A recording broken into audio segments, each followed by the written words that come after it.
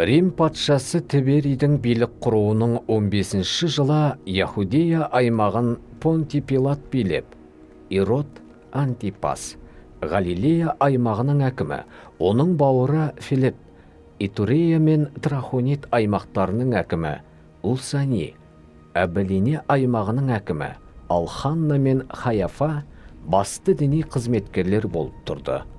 Сол кезде Құдай айдалада Зәкәрия ұлы Жақияға сөзін арнап, оны пайғамбарлық міндетіне кірістірді. Содан Жақия Иордан өзенінің бойындағы барлық өңірді аралап, былай деп уағыз айтты. Күнәләріңе өкініп теріс жолдан қайтып, Құдай жолына түсіңдер.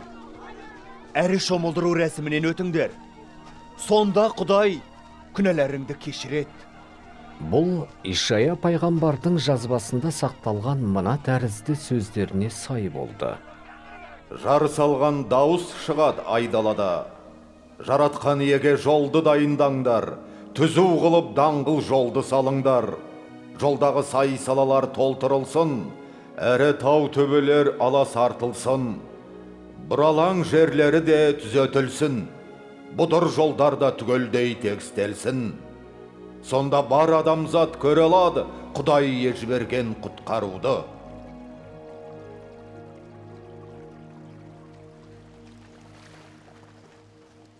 Көп халық шомылдыру рәсімінен өту үшін Жақияға келді.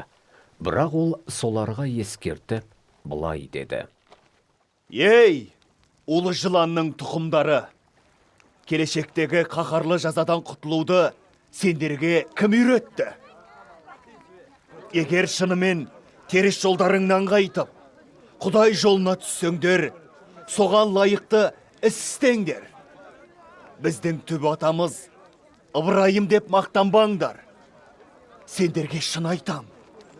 Құдай Ыбырайымға мына тастардан да ұрпақ жасап бере алады.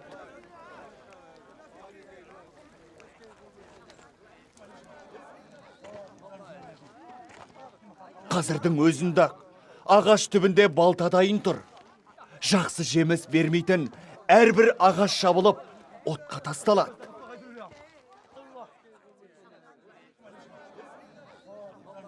Халық Жақиядан Енді біздің не істеуіміз керек? деп сұрады.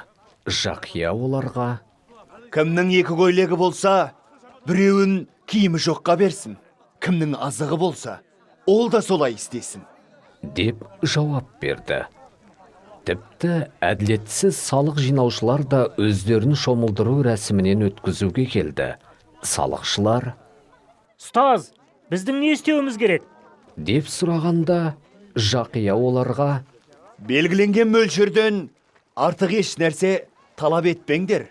деп тапсырды. Бір қатар жасақшылар да Ал біздің не істеуіміз керек? деген сұрақ қойды. Жақия оларға: Ешкімге зорлық жасамаңдар. Жала жауып тонамаңдар. Өз жалақыларыңа қанағаттаныңдар. деп бұйырды. Халық құтқарушы патша Мәсіхтің келуін күтіп, барлығы Жақия туралы іштей Бәлкім, осының өзі Мәсіх шығар. деп ойлады. Жақия бәріне бұлай деп жауап берді. Мен сендерді суға шомылдыру рәсімінен ғана өткізем.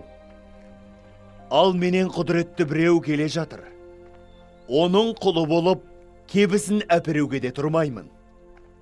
Ол сендерді Құдайдың киелі рухына және отқа шомылдырады.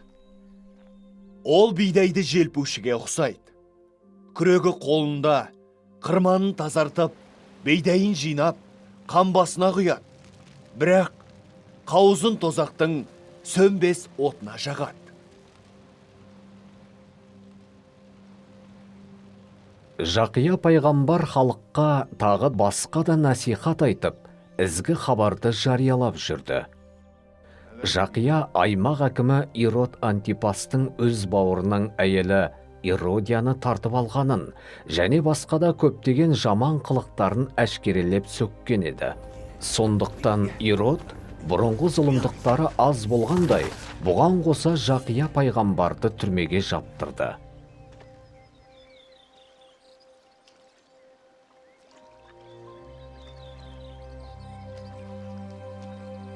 Содан бұрынырақ қалың жұрт шомылдыру рәсімінен өтіп жатқан кезде Иса да сол рәсімнен өткен еді. Сонда Иса мінәжат еткенде көк ашылып, көгершін бейнесіндегі киелі рух оның үстіне қонды. Көктен: Сен менің сүйікті рухани ұлымсың, саған толық ризамын деген дауыс шықты.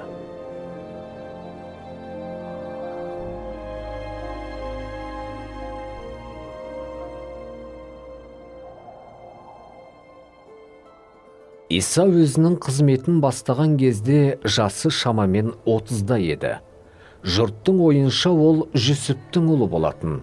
Ал Жүсіптің шыққан ата тегі мынау: Жүсіп Елиден, Ели Мататтан, Матат Леуіден, Леуі Мәлкіден, Мәлкі Жанайдан, Жанай Жүсіптен, Жүсіп Мататиядан, Мататия Амостан, Амос Нахумнан, Нахум Есліден, Еслі Нағайдан, Нағай Мақаттан, Мақат Мататиядан, Мататия Семейден, Семей Жүсіптен, Жүсіп Яхудадан, Яхуда Жохананнан, Жоханан Рисадан, Риса Зоробабелден, Зоробабел Салатиелден, Салатиел Неріден, Нері Мәлкіден, Мәлкі Адиддан, Адди Қосамнан, Қосам Илмодамнан, Илмодам Ерден, Ир Ишуадан, Ишуа Элиезерден, Элиезер Жорымнан, Жорым Мататтан, Матат Леуіден, Леуі Шимеоннан, Шимеон Яхудадан, Яхуда Жүсіптен, Жүсіп Жонамнан, Жонам Елиякімнен, Елиякім Мелиядан, Мелия Менаннан, Менан Мататадан, Матата Натаннан, Натан Дәуіттен, Дәуіт Есейден, Есей Ғабиттен, Ғабит Боғоздан, Боғоз Салмоннан, Салмон Нағасоннан, Нағасон Әминадаттан, Әминадап Админнан, Админ Арнидан, Арни Рамнан, Рам Хисроннан, Хисрон Парестен, Парес Яхудадан, Яхуда Жақыптан, Жақып Ысқақтан, Ысқақ Ыбырайымнан, Ыбырайым Тарақтан, Тарах Нахордан, Нахор Серуктен,